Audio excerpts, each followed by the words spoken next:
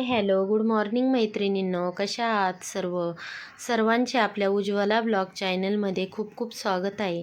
आज ना बाहेर सकाळी सकाळी हवा पण छान सुटलेली होती आणि झाडं पण छान झालेली होती, झाडांना फुलं पण आलेली होती.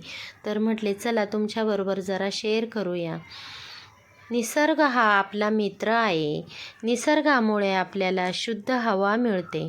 झाडे, फुले, पक्षी, प्राणी हे सगळे निसर्गाचा एक भाग आहे. पर्वत, डोंगर निसर्गाची शोभा आहे. पर्वत, डोंगर निसर्गाची शोभा आहे. पावसामुळे पृथ्वी हिरवीगार होते. पावसामुळे पृथ्वी हिरवीगार होते. निसर्गाशिवाय आपले जीवन अपूर्ण आहे. म्हणून निसर्गाशिवाय आपले जीवन अपूर्ण आहे. म्हणून झाडे लावणे, निसर्गाची सेवा करणे खूप महत्त्वाचे आहे.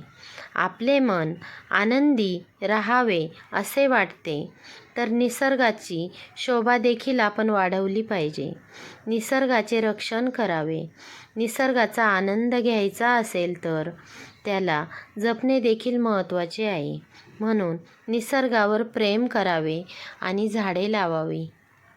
आज ना बाहेरची झाडं खूप छान झाली होती म्हणून निसर्गाविषयीची कविता तुमच्याबरोबर जरा शेअर केली. इथे ना आज बनवत आहे दोडक्याची भाजी.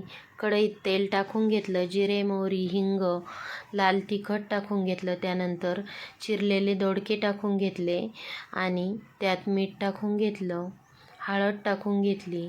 त्यानंतर मुगाची डाळ आणि हरभरा डाळ अर्धा तास भिजत ठेवलेली होती, ती पण त्यात टाकून घेतली. त्यात थोडंसं पाणी टाकून घेतलं आणि झाकण ठेवलं.